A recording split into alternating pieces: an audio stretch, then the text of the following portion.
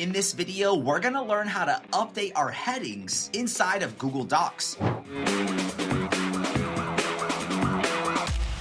Welcome to the Accessibility Guide channel. My name is Sean Jordison, and let's jump into the ring. This document has some styles already applied inside of it, but that's not what's really important. What's important is the use of our heading structure. So if I wanted to put in our heading level 1, let's say sample 1, and I wanted to change the way that it looked in every instance, what I would do is first change this heading to how I want it to look. And we're gonna use maybe just a couple of funny things like Comic Sans. Let's make it bold and let's make it centered, and then let's change the color on it.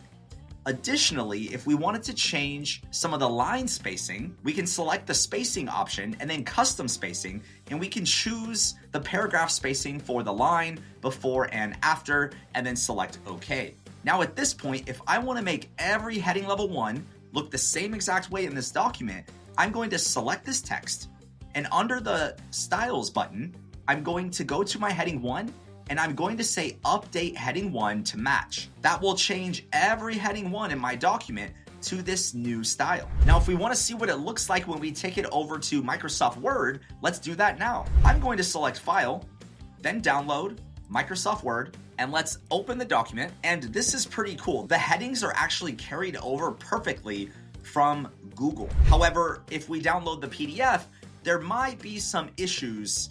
Let's check it out now. I'm going to go to File, Download, PDF. Let's open up the tags panel, and our tags are coming through. We've got our H1, and then we have some issues with some of the content, but I don't think that's related to Google itself. Let's go ahead and delete that heading. And if you want to view all of the headings inside of your document tags, you can simply select the tab and it will display all of the heading structure on the left-hand side.